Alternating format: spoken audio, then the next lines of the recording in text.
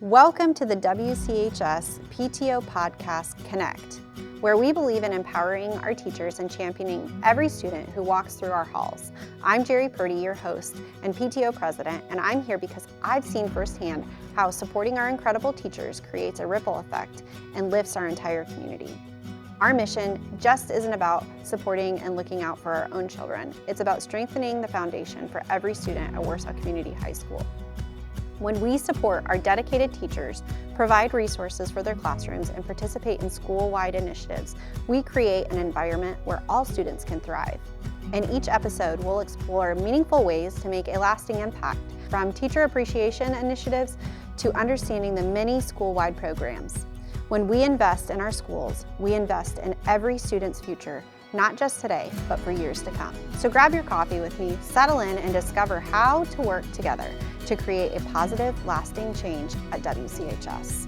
Well, welcome back. We're at our WCHS PTO podcast that we like to call Connect. And today we have Mrs. J, and we're going to be hearing from the teacher perspective for us as parents and community members on how to engage with our teens, but also how to engage this big ecosystem of the high school. Yeah. Well, welcome, Mrs. J. Thank you very much. I am so glad that you're here. Could you give our listeners just a little background of how you got to where you are today and what the courses that you teach or the courses that you teach? Okay.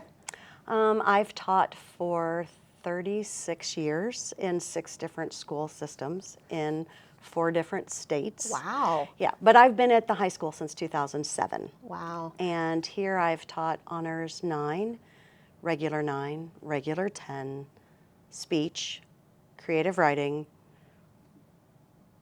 and now I teach ACP speech for IU. Wow. But I spent the first 18 years of my life teaching theater. So I've kind of taught a lot of everything. You dabbled in it all, right? Yeah. Well, we're glad to have you. Thank you. And we're 36 years. You have a good perspective on what teachers need, right? And I think so.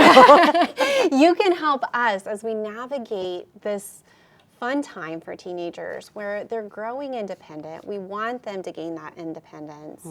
But maybe parents like me that are going through it for the first time are like, how do we do that? And how does it look in the classroom? Because the high school dynamic is so different from elementary and middle school.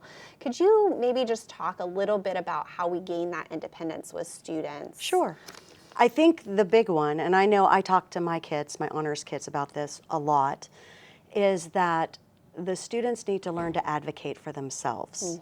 And I tell them, I said, I don't mind talking to your parents in an email, but your parent isn't sitting in my class.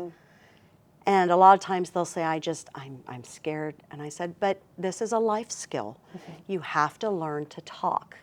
And you have to, I honestly believe most teachers want that. They want the kids to come talk to them. Because when I'm teaching a class and if everybody's nodding and looking like they're paying attention, I assume they've got it. Yeah. I don't know. I tell them I don't have superhero powers. I wish I did, but I don't. I do too. Yeah, no. Maybe not reading people's minds. No. I really, teaching high schoolers, I don't want to read minds, no. No, but that does help from the parent perspective of saying if you do have a new student that's coming in as a freshman, or even if you have a sophomore, junior, creating that cadence of have you talked to your teacher first, right? Maybe that should be our first question. I think that'd be a really good question. Yeah. And if they have talked to their classroom teacher and they don't feel like they've had resolve, maybe what's the next step that would be valuable? Then I would go ahead and email the teacher. Okay. And I think the teachers at the school are really pretty good about getting back within a day. Sometimes I may not get an email till the second half of the day while I don't have prep and I may have had an appointment after school or something or a meeting. But we're really good about responding. And I think it's just talking with us. And I've had a lot of parents say, could we come in and speak with you? And I think most teachers are open to that as well. But a lot of it can be solved in just an email. Yeah. Well, that's great. I always like to say lead with curiosity, right? That's a good way to do it. That's a good way to do it. And then, there are times where talking to the teacher doesn't make the resolve in the situation, and depending on the situation, right, that's where we would engage someone else. So don't jump the chain of command, I guess, is what I'm trying to say. That's probably a really good idea. Yeah. I think those higher in the principal seat and in the counseling seat would also value that you go to the teacher first, right? Because they have a lot on their plate already. They do, yes. Yeah. So independence-wise, it's not just those communication points, but it's also a workload that may look different here at the high school. It is totally different than the middle school. Yeah.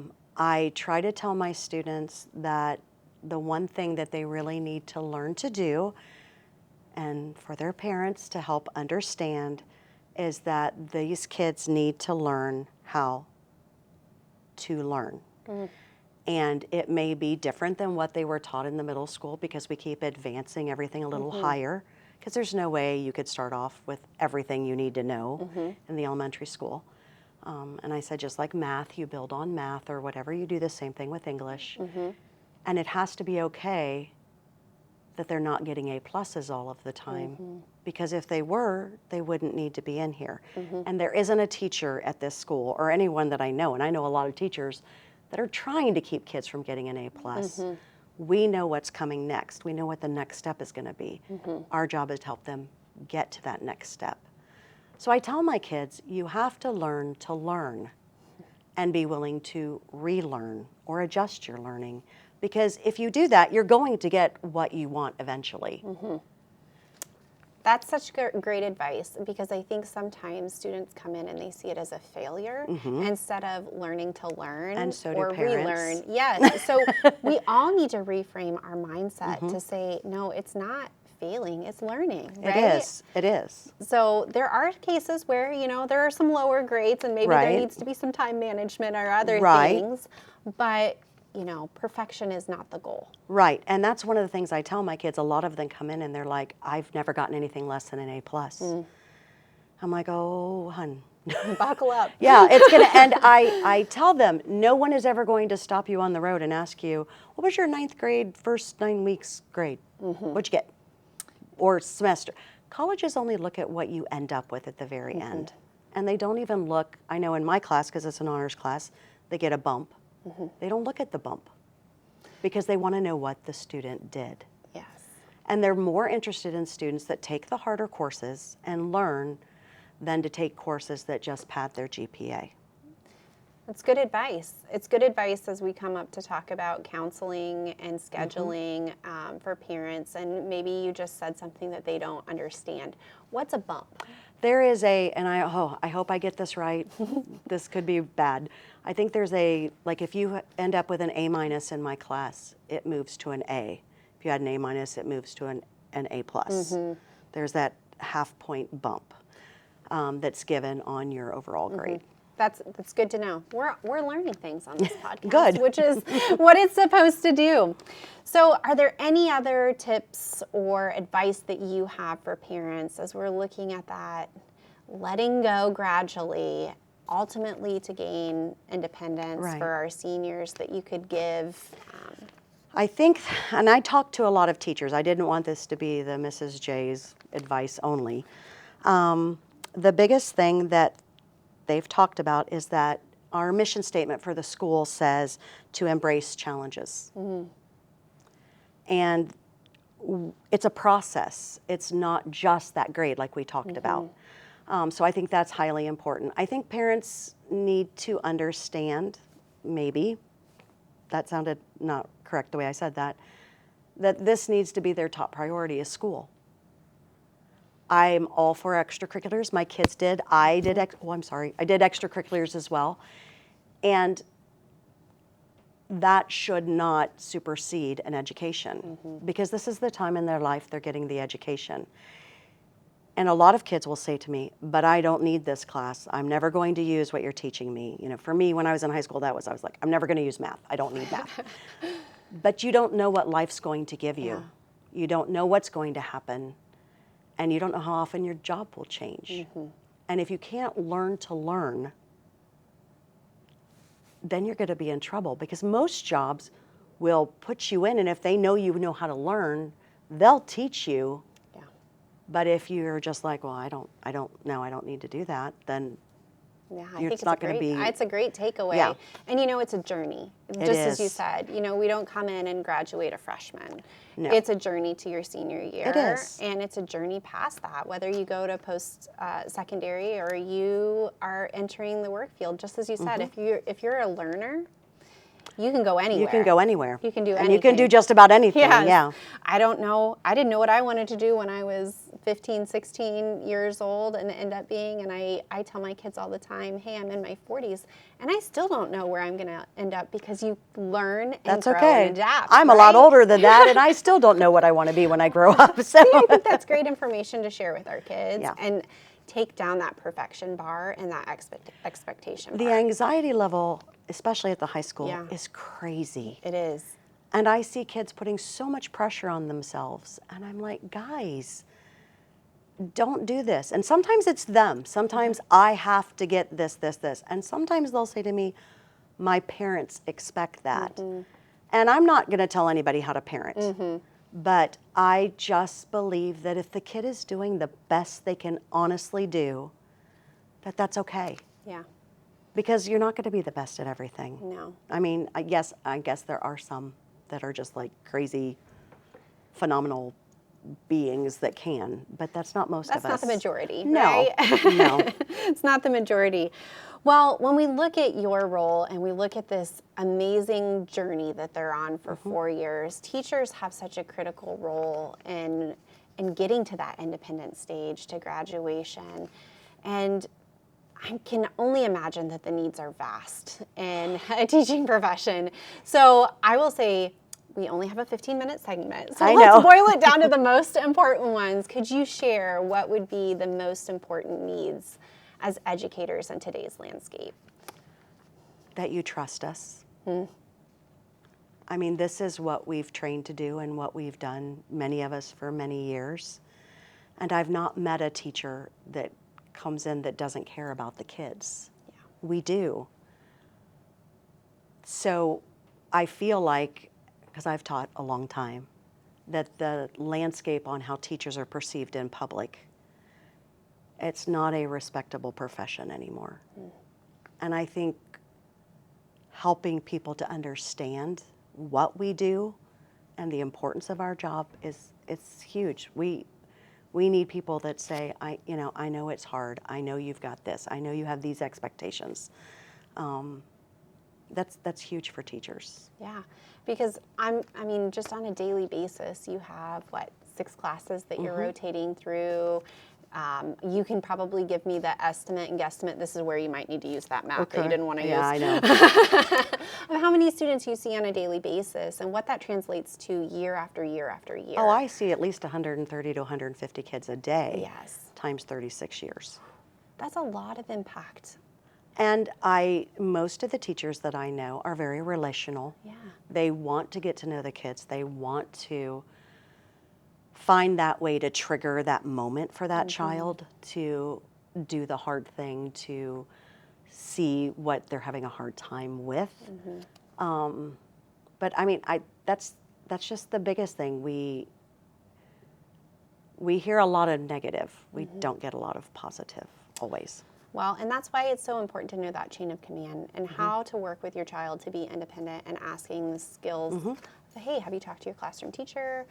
Have you led with curiosity? Yeah. Are you paying attention? Are you paying attention? Were you awake during this class? Yeah, I mean, and that is important. And that's actually something that one of the teachers said to me was that the kids, they need to have some parameters at home, like when to be in bed, when to turn off their phones. Because it's a journey to adult, right? It is. Yeah. And I tell my kids all the time, every day you have a million decisions that you make. And sometimes you say, okay, I choose that when I do this, this is going to happen. Because you can do whatever you want. You just have to be willing to deal with the consequences. Yeah. But I feel like so many kids have a learned helplessness. I will say something to the class and I'm like, they'll say, I wasn't here yesterday, Miss J, what'd we do? And I said, did you look on Canvas? Because we've been talking about that since day one. Yeah, I don't do Canvas. I'm like, you have a phone with 87,000 apps on it that you can maneuver. Yeah. Yeah, but I don't care about this. Yeah. So it's setting those parameters and expectations at home that really give them that boundary set to be independent within, right? And you can make the choice to not do Canvas, you can. but you can also get the grade that comes with it. Right. And the same thing as far as the rules of the school, the cell phone policy, the dress code policy. Yeah. As parents, I didn't always agree with every policy that my kids had to do at the different schools we went to. But my kids did them because that was what was expected. And we don't always see that here. Yeah, and I think that that's that journey to independence. One day they are going to end up in a job and a role where there are going to be expectations. There might be a very strict dress code based on what their line of work is in, right? And so setting those expectations now so that they can do it in the future is what makes them a healthy, independent adult. And even saying to them, I realize you think this is stupid. I personally also don't agree, but it's the rule. Yeah. Because I'm sure homes have rules and expectations for their kids. So by teaching them that that's what we do in this environment, that really helps. Because then I don't have to go around going, you can't wear that in here. I mean, I don't really want to spend that time doing it's not it. instructional time. No. Right? And we spend up, they're like, well, write them up. Well, then I'm not doing what I'm, Yeah. Well, and that's the part of it too, of those instructional hours that are so important here in these last 4 years of education, right? They're precious. You've got 45 minutes with them to teach the concepts so that they are prepared, that they can pass your course, that they're ready to go on to the next teacher. So taking time away from that to do things that are already outlined is probably something that we as parents and guardians and community members can step in and say, hey, this is our part of it. We're releasing them to you to teach teach the concepts. We need to make sure that they come in prepared and ready to go. I agree. Yeah, that's a great way to say it. Okay. Any other areas of support that you can think of? Let them be bored. Ooh, that's a great one.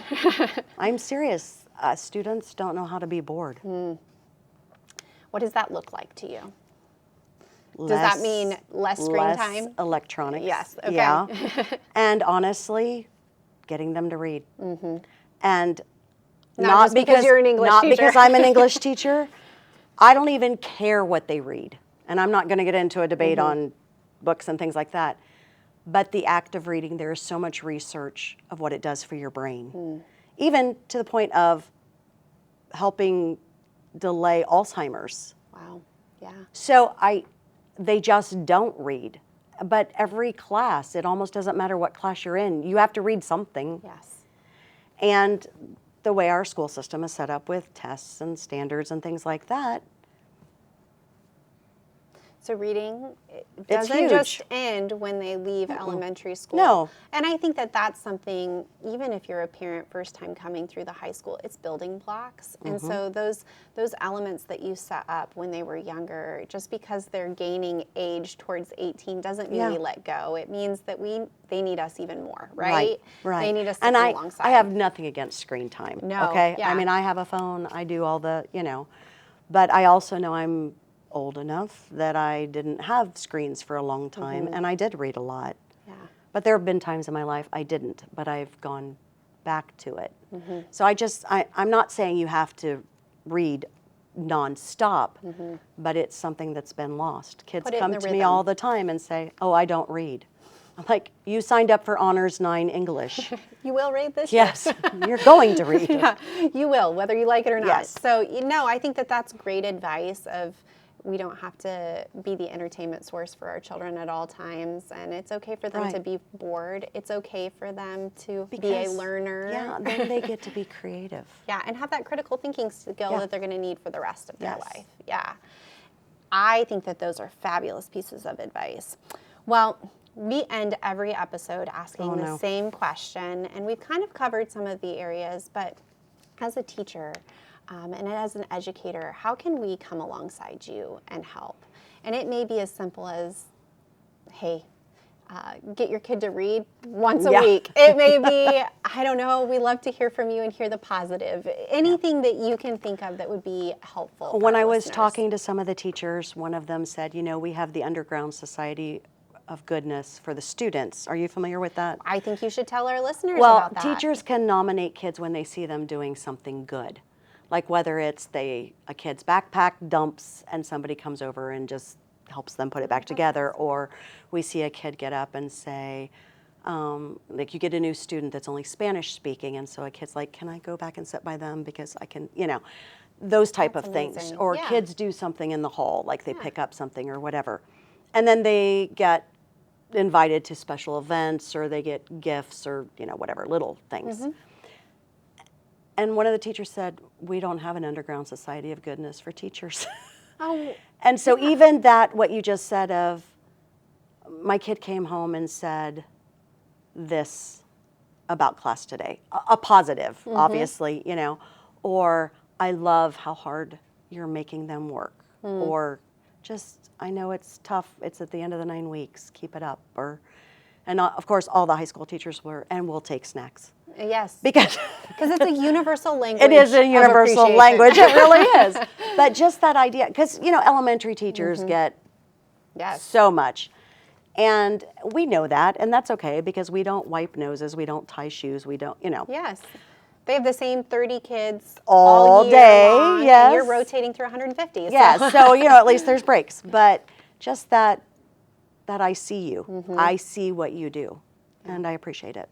Well, the PTO sees what you do. Thanks. And our teachers here at Warsaw Community High School, and we were just talking about this before we started, if you're interested in helping with groups that have adopted departments to do some of these elements of saying thank you and coming in and volunteering for some of our teachers that need items cut or papers sorted, right, or just you like to feed people. Yes, there you go. We will take your help to come in and do that, but we have some amazing people in the community and businesses that have adopted every department, and we're looking for active ways to support you. And just hearing today about, we want to bring power back to the profession and honor the education profession, because what you do is shaping the future of our community and really of the world, right? Thank you. You are preparing the next generation of leaders, and we're thankful for you. I appreciate that. Well, thank you for joining us today. We can't wait to hear more from maybe some of your counterparts in the future, but I hope that our listeners have gained some valuable insights about having our students learn, having them be okay with being bored, and leading with curiosity. Yes, that's great. Thank you. Thank you. Thanks for joining me on the WCHS PTO podcast, Connect. Follow Warsaw Community High School PTO on Facebook and Instagram to stay informed about ways to help our teachers and staff and support all our students. Your involvement today helps create a stronger school for years to come. There you will find weekly updates on school events, PTO meetings, and ways to get engaged. Remember, our impact extends far beyond our own families. It touches every student who enters these halls, now and in the future. We can't wait to see you next time. Join us for the next episode of WCHS Podcast Connect.